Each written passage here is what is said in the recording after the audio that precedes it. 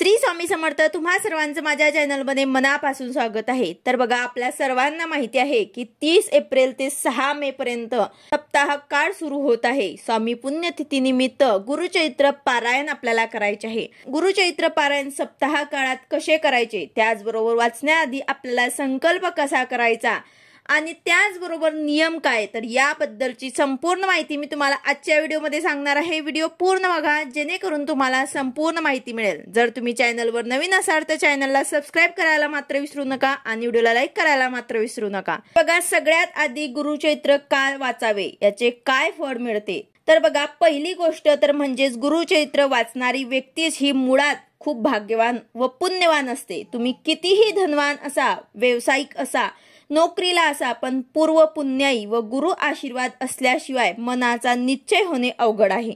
घरी आपण पारायण करतो त्याचे 10 पटीने आपल्याला फळ मिळत असते, पण श्री दत्त क्षेत्रात किंवा सेवा केंद्रामध्ये त्याचे फळ 100 पटीने आपल्याला मिळत असते। तर दत्त महाराजांच्या पुण्यभूमी आहे हे कधीच आपल्याला विसरायचं नाही। तुम्ही स्वामी पुण्यतिथी निमित्त घरी लावा किंवा केंद्रात लावा, पण तुम्हाला आवर्जून पारायण करायचे आहे। कारण तुमच्या मनात कुठलीही इच्छा असू द्या, मनापासून संकल्प करून गुरुचरित्र वाचलं तर 100% तुम्हाला त्याचा फायदा होईल, असा शेकडो लोकांना अनुभव सुद्धा आहे। ज्यांचे मनोबल पूर्ण खचून गेले आहेत, मन स्थिर राहत नाही, एकाग्रता संपली आहे, आत्महत्येचे विचार येतात, ते गुरुचरित्र वाचनाने पूर्णपणे बरे होतात। विवाह होत नाही आहे, अडलेले विवाह जुळत नाही आहे, तुमच्या घरात आर्थिक अडचण आहे, पितृदोष आहे, त्यावर अतिशय प्रभावी म्हणजे गुरुचरित्र पारायण। तुमच्या घरामध्ये पितृदोष असेल तर तुम्हाला खूप फरक पडेल।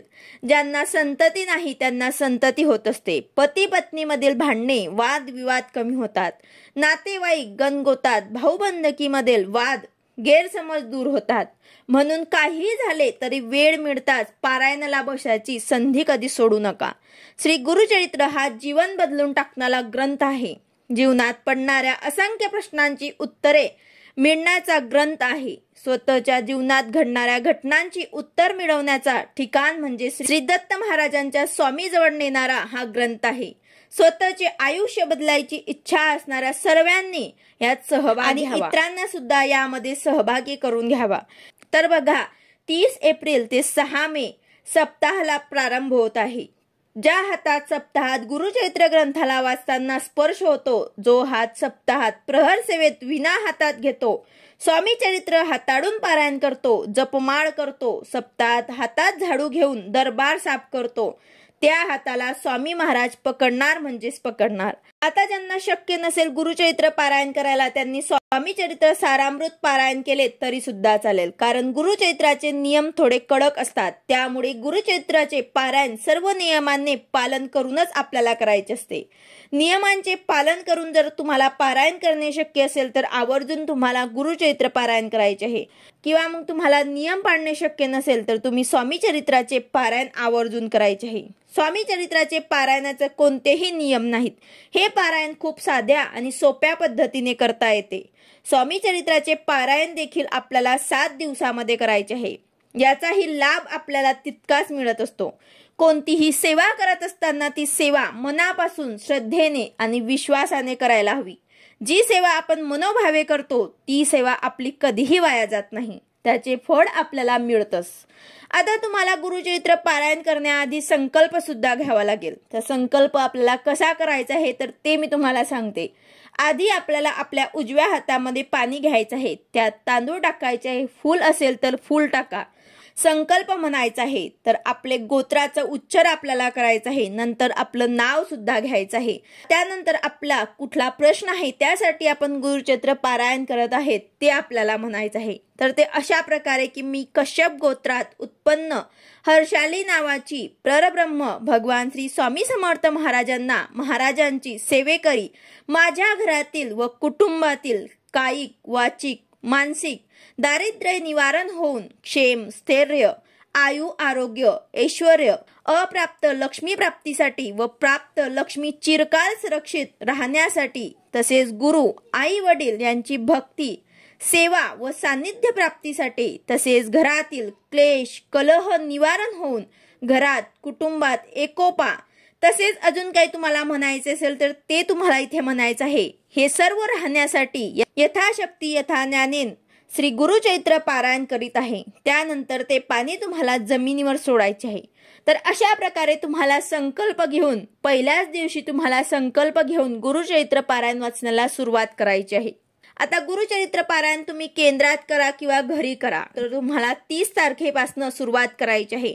तर हे पारायण आपल्याला 7 दिवसामध्ये वाचायचं आहे। गुरुचरित्र ग्रंथ केंद्रात जो मिळतो तेच आपल्याला वाचायचं आहे। इतर बाहेरील गुरुचरित्र वाचन करायचं नाही, कारण एक तर ते खूप मोठं असतं किंवा खूपच लहान, म्हणजे त्याचे वाचन करून देखील वेळ लागून लवकरच उपयोग होईल असे सांगता येणार नाही। गुरुचरित्र वाचताना ग्रंथात आधी त्यामध्ये नियमावली दिलेली आहे, ते आपण सर्वांनी वाचून घ्यायचे आहे। त्यात नियम काय आहे, अटीसहित सर्व काही आपल्याला माहिती दिलेली आहे। गुरुचरित्र म्हणजेच 5वा वेद आहे आणि कलियुगातील सर्व कामना पूर्ण करणारा दिव्य ग्रंथ। जिथे हा पवित्र ग्रंथाचे वाचन होत असते तिथे स्वतः दत्त गुरु महाराज कुठल्या न कुठल्या रूपात उपस्थित असतात। गुरुचरित्र पारायण वाचण्याची जर संधी तुम्हाला मिळाली तर आवर्जून या संधीचा लाभ घ्यायचा आहे। या ग्रंथामध्ये 53 अध्याय आहेत। त्याचबरोबर आपल्याला गुरुचरित्र पारायण करण्याच्या आधी आपल्या जवळपास केंद्र किंवा मठ असेल तर तिथे आपल्याला एक नारळ, खडी साखर, फूल घेऊन जायचं आहे आणि मठात आपल्याला ते ठेवून स्वामी महाराजांना विनंती करायची आहे की मी हे गुरुचरित्र पारायण सप्ताह काळामध्ये करत आहे। जे तुमची काही अडचण असेल, इच्छा असेल ते तुम्हाला सांगायचे आहे आणि निर्विघ्नपणे हे तुमच्याकडनं पूर्ण करून घ्यावी अशी तुम्हाला स्वामी महाराजांना विनंती करून ते तिथे ठेवायचं आहे। त्यानंतर पारायणाला सुरुवात करायची आहे। त्यानंतर आता घरात जर तुम्ही गुरुचरित्र पारायण करत असाल तर तुमच्या घरामध्ये दत्त महाराजांचा फोटो किंवा मूर्ती असेल किंवा मग स्वामी महाराजांचा फोटो किंवा मूर्ती असेल तर तिथे बसून तुम्हाला गुरुचरित्र पारायण वाचायचे आहे। किंवा मग तुमच्या देवघरात सुद्धा स्वामींचा फोटो किंवा मूर्ती असेल तर तिथेच तुम्हाला देवघराजवळ बसूनच तुम्हाला तिथे पारायण करायचे आहे। गुरुचरित्र ग्रंथ देवाजवळ वाचले पाहिजे असे काही नाही, जिथे जागा असेल तिथे तुम्ही वाचू शकतात। फक्त वाचताना तोंड जे आहे ते पूर्व किंवा मग उत्तरला असायला हवं। देवाजवळ वाचन केलं तर अतिशय छान। आता गुरुचरित्र पारायण वाचण्याचे काही नियम सुद्धा असतात। तर बघा, दिवसभरामध्ये आपण हे पारायण जे आहे ते कधीही वाचू शकतात। सकाळी पहाटे 3 वाजेपासून तर संध्याकाळी 4 वाजेपर्यंत आपण कधीही वाचू शकतात।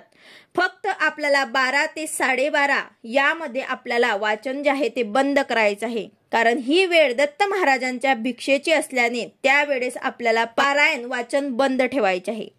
त्यानंतर परान्न घ्यायचं नाही। परान्न विषयी जेव्हा कुठे जायचे असेल तेव्हा घरीच जेवण करून जाऊ शकतात। बरेच वेळा काही कारणानिमित्त कुठे जेवण झालं तर त्यांना 5-10 रुपये तुम्ही देऊ शकतात। अन्न विकत घेतल्यासारखं होईल। या कालावधीमध्ये दुसऱ्यांच्या घरचे तुम्हाला अन्न घ्यायचे नाही। आपली आई, पत्नी आणि बहीण यांच्या घरचे तुम्ही अन्न खाऊ शकतात, याला हरकत नाही। तसेच तुम्हाला उपवास करायचा नाही। दोन्ही वेळेस सकाळ संध्याकाळ एक धान्य आपल्याला खायचं आहे। बरोबर जर काही तुम्हाला समस्या असेल, तुम्ही बाहेर गावी गेले आहे तर तुम्हाला स्वखर्चाने बाहेरचं जर तुम्ही खाल्लं तर हरकत नाही। त्यानंतर आता 30 तारखेच्या आदल्या दिवशी तुम्हाला 4 कुत्रे आणि 1 गायला तुम्हाला छोट्या छोट्या चांदक्या करायच्या आहे, म्हणजे पोळ्या तुम्हाला करायच्या आहे आणि ते त्यांना खाऊ घालायचे आहे। 4 कुत्रे म्हणजे 4 वेद आणि 1 गाय म्हणजे दत्तात्रयाची कामधेनू असल्याचे हा नियम आपल्याला पडायचा आहे। गायीची पोळी आणि कुत्र्याला जे पोळे आपल्याला खाऊ घालायचे आहे ते कोणीही टाकू शकतं। तसेच 1 दिवस आधी तुम्हाला जर टाकणं शक्य नसेल तर तुम्ही दुसऱ्या दिवशी सुद्धा हे टाकू शकतात। तसेच 4 वेगळे वेगळे कुत्रे तुम्हाला मिळाले नाही तर शेवटी तुम्ही एकाच कुत्र्याला किंवा गायला खाऊ घातलं तरी सुद्धा चालेल। जर मिळतील तर अतिशय उत्तम। तसेच तुम्हाला या काळामध्ये विष्णू सहस्त्रनाम वाचायचे आहे। जर कोणत्याही दिवशी तुम्हाला शक्य नसेल, विष्णू सहस्त्रनाम तुमच्याकडनं वाचलं जाणार नाही तर तुम्ही 1 श्लोकी विष्णू सहस्त्रनाम वाचू शकतात। विष्णू सहस्त्रनाम का वाचतात तर बघा, आपण गुरुचरित्र वाचताना अध्याय वाचताना आपल्याकडनं काही चुका झाल्या असतील तर त्याचे शमन होत असते। तसेच आपल्या हातून काही पाप झाले असतील तर ते देखील विष्णू सहस्त्रनामाने दूर होतात। विष्णू सहस्त्रनाम वाचताना रोज आपल्याला फलश्रुती सुद्धा वाचायची आहे। त्याचबरोबर आपल्याला स्वामी पुण्यतिथी निमित्त आपल्याला आपल्या घरी वाचन करण्यासाठी आपण केव्हाही हे वाचन करू शकतात। दिवसभरामध्ये आपण कधीही वाचन करू शकतात। फक्त 12 ते 12:30 यामध्ये आपल्याला वाचन करायचं नाही। तसेच संध्याकाळी 4 वाजेच्या आतमध्ये आपल्याला पूर्ण वाचन करून घ्यायचं आहे। फक्त केंद्रामध्ये सकाळी 8 नंतरच वाचन करायला नियम आहे। तो नियम आपल्याला घरी पाळायचा नाही। आपण सकाळी पहाटे 3 नंतर आपण कधीही गुरुचरित्र पारायण वाचू शकतात। फक्त केंद्रामध्ये 8ची आरती होत असते आणि त्यानंतर पारायणाला सुरुवात होत असते। गुरुचरित्र पारायण वाचताना आपल्याला एकाच बैठकीत एकाच दिवसाचे जेवढे अध्याय दिलेले आहेत ते आपल्याला पूर्ण वाचायचे आहे। जर तुमच्याकडनं एकाच बैठकीत वाचणं शक्य नसेल तर तुम्ही मध्येच उठू शकतात, पुन्हा वाचनाला बसू शकतात। ज्यांना शक्य नसेल त्यांनीच हे करायचं आहे। ज्यांना शक्य असेल त्यांनी एकाच बैठकीत पूर्ण वाचन करायचं आहे। गुरुचरित्र पारायण जवळ अखंड दिवा आपल्याला लावायचा नाही, ते फक्त केंद्रात लावत असतात, घरी नाही। फक्त आपण वाचन जेवढा वेळ करणार तेव्हा आपल्याला दिवा अगरबत्ती लावायची आहे। तसेच गुरुचरित्र वाचनाच्या कालावधीमध्ये पुरुषांनी दाढी वाढवू नये, तसेच केस आणि नख सुद्धा कापू नये। तसेच या काळात चामड्याऐवजी नायलॉनची किंवा रबरी चप्पल वापरायची आहे। श्री गुरुचरित्र वाचनाच्या कालावधीमध्ये सूतक असणाऱ्यांच्या घरी किंवा अंत्यविधीस तुम्हाला जायचं नाही। स्वतःच्या कुटुंबात जर सूतक झाले तर अशा वेळेस श्री गुरुचरित्र पारायण दुसऱ्यांकडनं पूर्ण करून घ्यायचं आहे। हे पारायण आपल्याला अर्धवट सोडायचं नाही। त्याचबरोबर वेळोवेळी घरामध्ये गोमूत्र सुद्धा शिंपडायचे आहे। बरोबर 7 दिवस ब्रह्मचर्याचे आपल्याला कटाक्षाने पालन करायचे आहे। काळे वस्त्र 7 दिवस आपल्याला वर्ज करायचे आहे। त्यानंतर रोज सकाळी आणि संध्याकाळी श्री गुरुचरित्राच्या पोथीला आपल्याला नैवेद्य दाखवायचा आहे आणि आरती करायची आहे। श्री गुरुचरित्र वाचनाच्या कालावधीमध्ये सुद्धा आपल्याला नित्य सेवेमध्ये खंड पडू द्यायचं नाही। त्याचबरोबर शक्यतोवर आपल्याला जमिनीवर झोपायचे आहे, पलंगावर झोपू नये, गादीवर झोपू नये, चटई किंवा चादर टाकून त्यावर आपल्याला झोपायचं आहे। त्यानंतर आपल्याला गुरुचरित्र पारायण करताना या कालावधीमध्ये आपल्याला खोटं बोलायचं नाही, कोणाचे वाईट करू नये किंवा कोणाबद्दल काहीही बोलू नये। आपण मन हे एकाग्र आणि शांत असले पाहिजे। हे 7 दिवस आपल्याला फक्त सेवा करायची आहे, देवांचे नामस्मरण करायचे आहे। 7 दिवस शुभ बोला, कोणाविषयी द्वेष ठेवू नका। तसेच आयुष्यात पुढे पण असंच आपल्याला राहण्याचा प्रयत्न करायचा आहे। त्यानंतर कांदा लसूण वगैरे जे आहे ते आपल्याला खायचं नाही, कारण हे तामसिक पदार्थ असतात।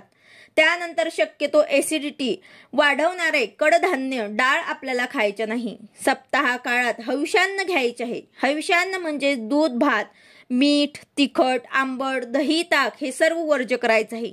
साखर घेऊ शकतात, गुळ घेऊ शकतात। नंतर सर्व प्रकारचे फळं आपण खाऊ शकतात।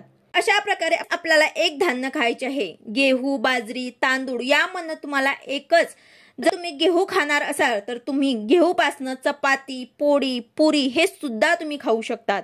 जर तुम्ही भात खाणार असाल तर 7 दिवस तुम्हाला भातच खायचा आहे। त्यामध्ये तुम्ही खीर सुद्धा खाऊ शकतात। एक कुठलंही धान्य तुम्ही खाऊ शकतात। त्यानंतर पालेभाज्यांमध्ये तुम्हाला शेपू आणि मेथी तसेच कांदा पात सोडून इतर सर्व भाज्या तुम्ही खाऊ शकतात, जसे की भेंडी, गिलकी, दोडका, बटाटा हे सर्व भाज्या तुम्ही खाऊ शकतात।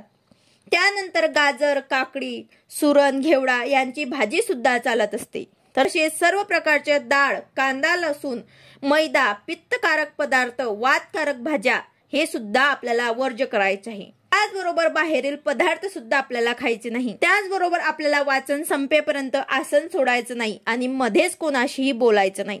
तर हे काही नियम आहे, हे नियम पाळूनच आपल्याला गुरुचरित्र पारायण करायचे आहे। ज्यांना कोणाला गुरुचरित्र पारायण करायचे असेल त्यांनी आवर्जून या नियमांचे पालन कटाक्षाने पाळायचे आहे। जर तुम्हाला नियम पाळून गुरुचरित्र पारायण करणं शक्य नसेल तर तुम्ही आवर्जून स्वामी चरित्र सारामृताचे पठण सुद्धा करू शकतात। या 7 दिवसामध्ये तुम्हाला स्वामींची जेवढी होईल तेवढी सेवा तुम्हाला आवर्जून करायची आहे।